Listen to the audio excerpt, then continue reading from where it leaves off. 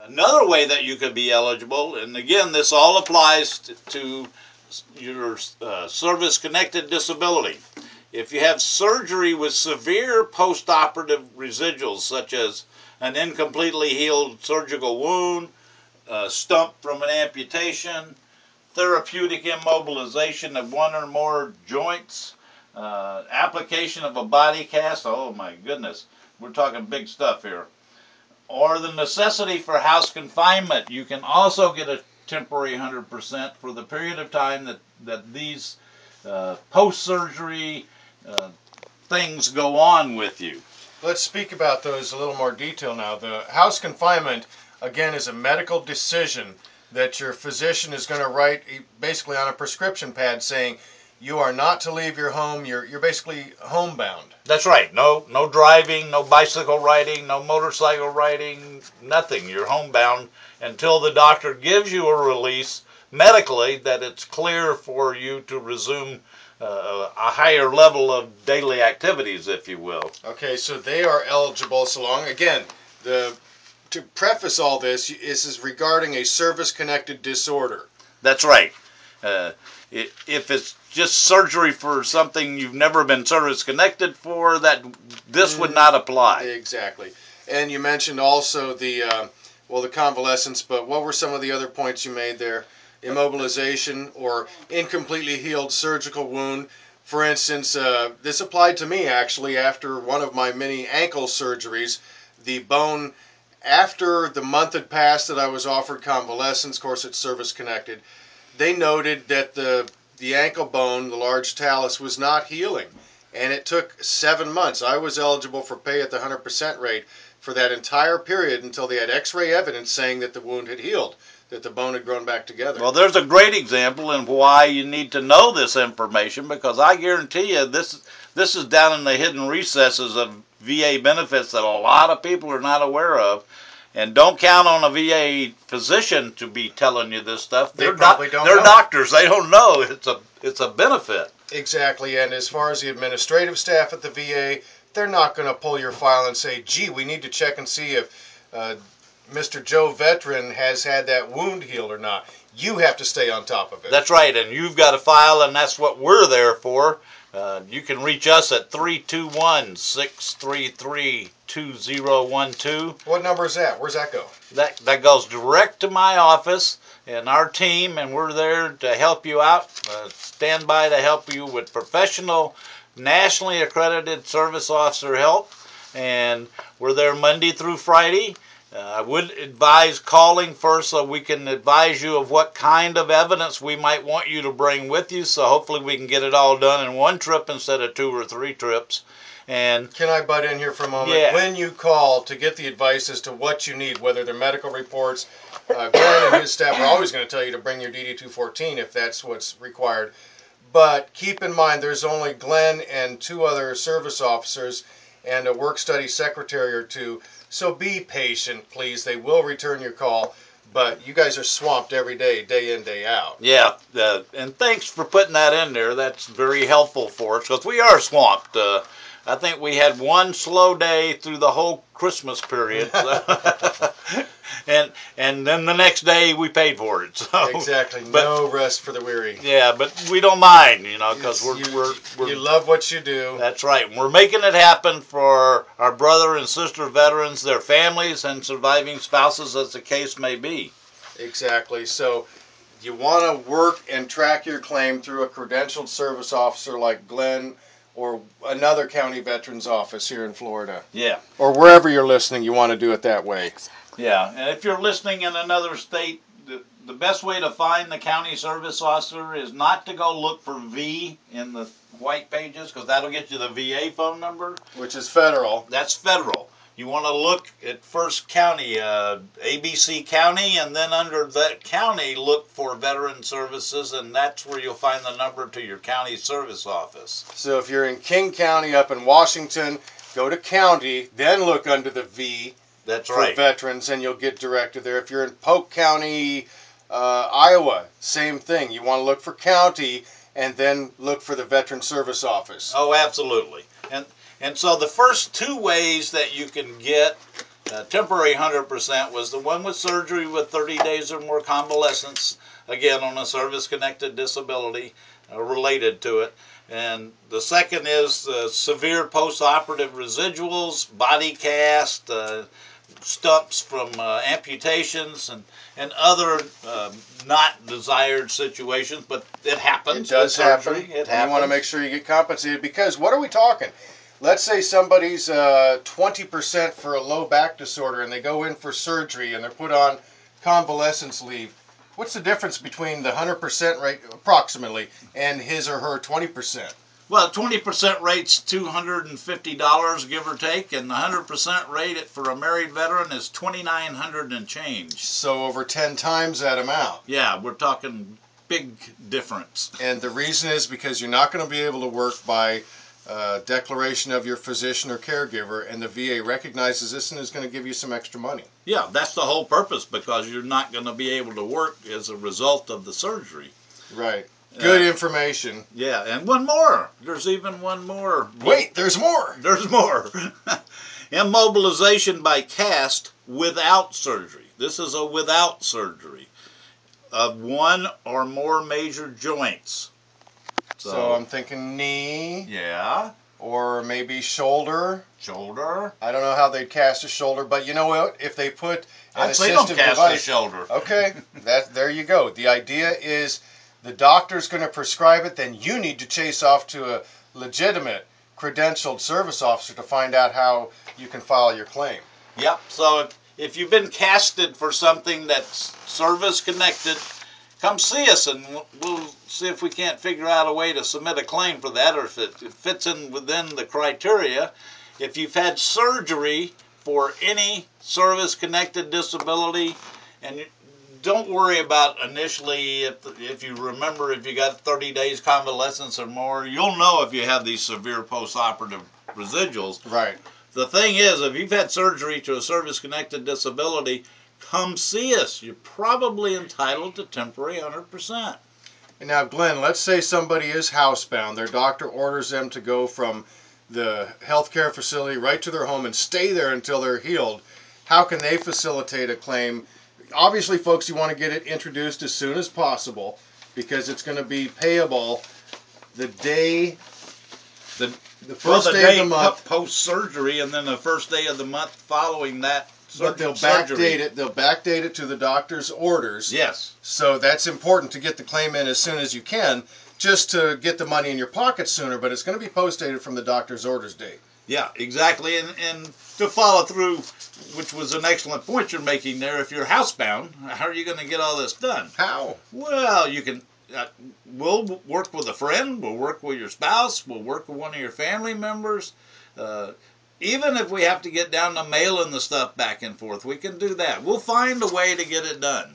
Right. So if you have a surgery coming up for a service-connected disorder, just think about that and be sure to ask the doctor how long a period of convalescence or recovery is going to be, because you could very well find yourself eligible for pay at the 100% rate.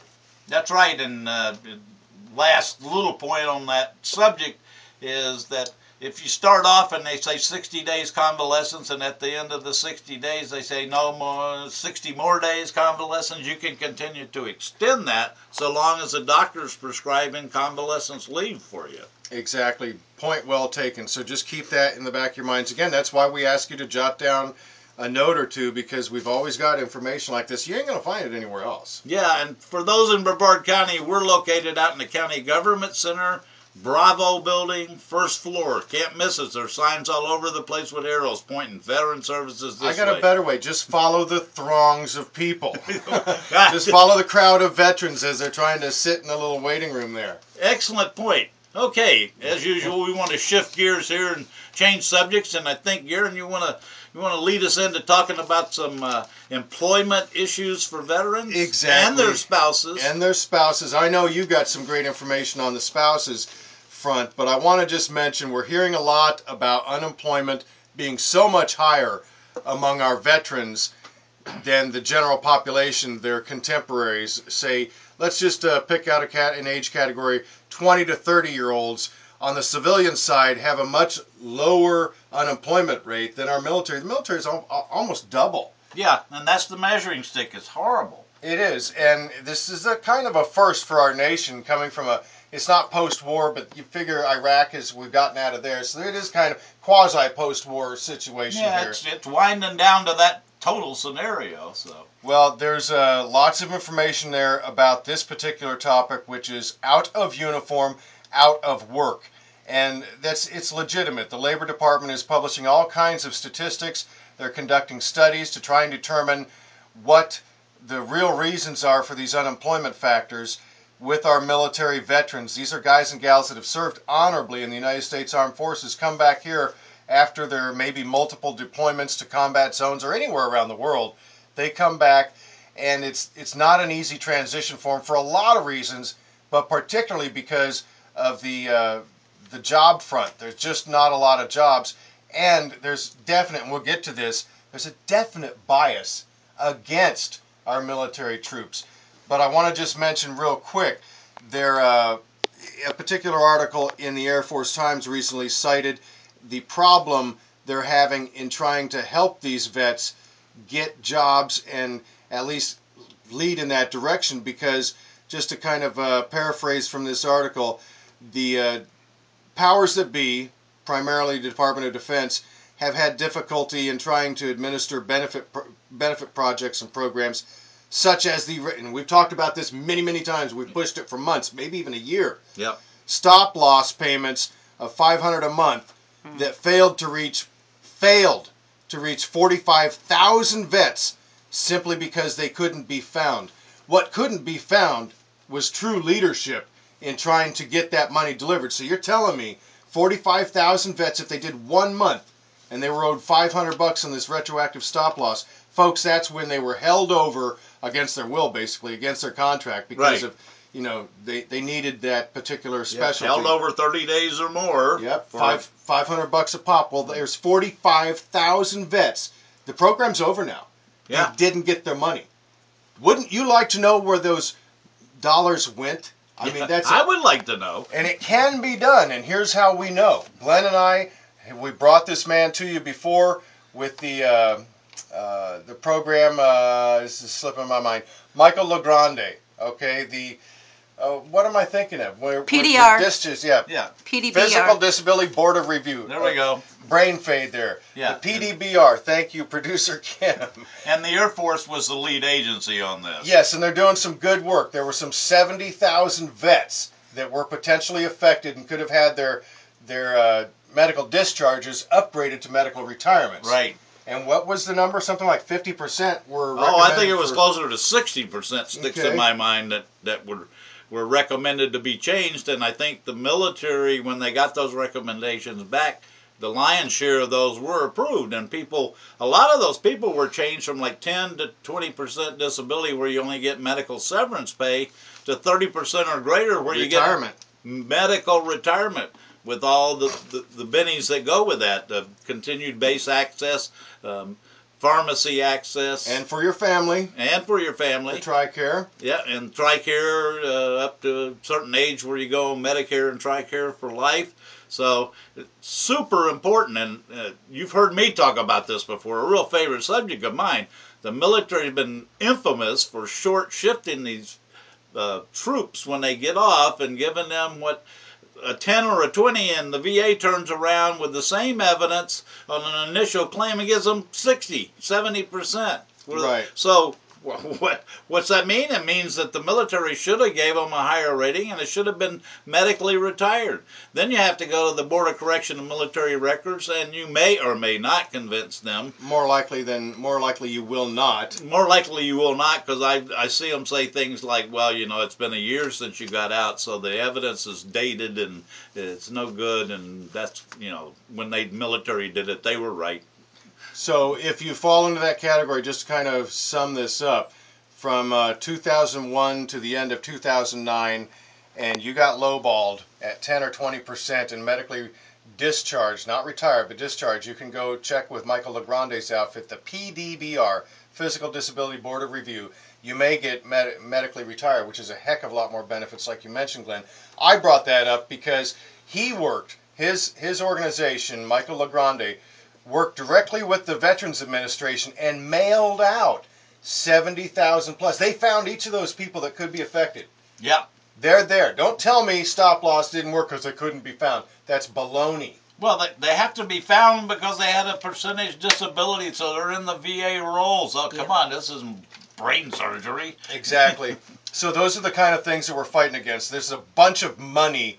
It's not the government's money. It's the taxpayers' money that wanted the troops to have this because we asked them to do extra duty. Exactly. But And now that money's going someplace else, Glenn, and I don't suppose we're ever going to find out where. I'm not holding my breath on that. And, you know, these people stayed, quote unquote, involuntarily due to the needs of the military, and in many cases put themselves in harm's way in an additional amount of time, and sometimes during that period of time they got injured. Exactly. Now we're going to segue into a more positive aspect of the employment situation, and that is you got a list of companies that are looking to hire military spouses. Yeah, and this is I'm glad Garen tuned me into this because I wasn't even aware of this one. I'm aware of many of the efforts they're making to hire veterans, but this is to hire veteran spouses, and there's 32 more, keyword more, companies pledged to hire military spouses. This is a program initiated by the Department of Defense, and the Department of Defense validates these companies and their record and their legality, if you will. All the documents are covered that are needed to make them a viable and legal corporation. And they've since, let's see here, this partnership, so far 129 employers there's 32 more just signed up for it. There's 129, and I think the total is much higher than that. But of the total, 129 employers since June of 2011, it's only a year and a half ago. Right. Since June of 2011, they've hired more than 32,000 spouses. Oh, this is awesome. So it's really a corporate effort across the board from all these companies that make a legitimate effort to hire military spouses, and you're telling me they've hired a bunch. They've hired a bunch, and in October of 2011, they posted 54,000 jobs to give priority to military spouses. So that's what I call action in the right direction. Who are these people? Well, I'll just give you a couple, three that you may be familiar with.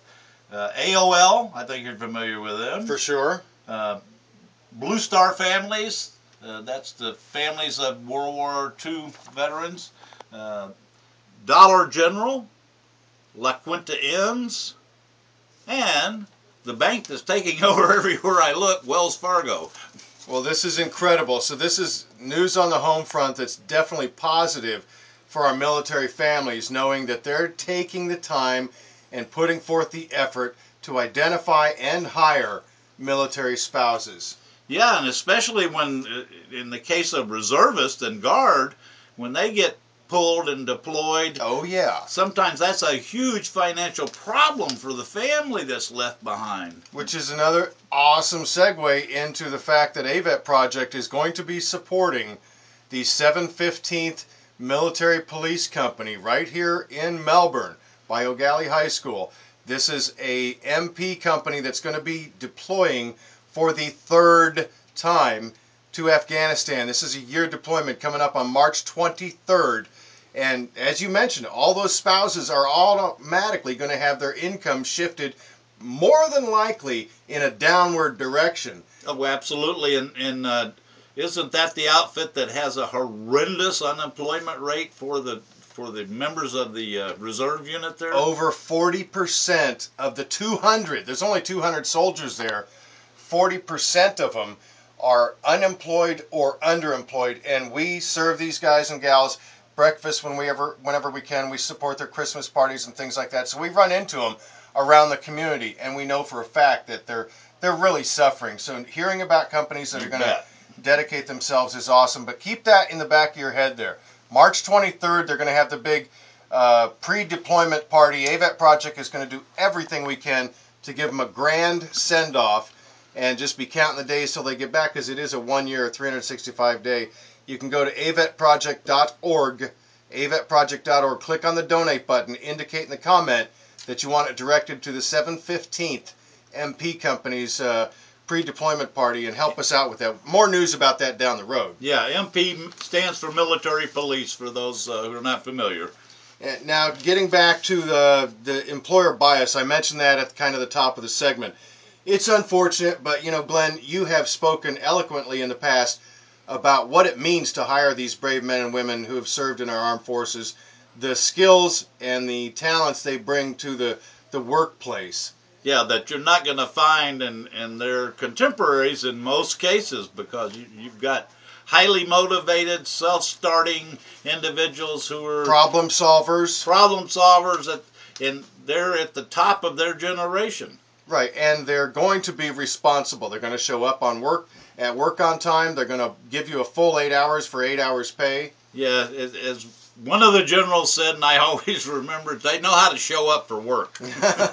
Yeah, whether they liked it or not, they showed up for work. And then after time, of course, it becomes ingrained. They don't need alarm clocks, folks. They'll be there. They'll be happy to go to work. So always look to hiring veterans.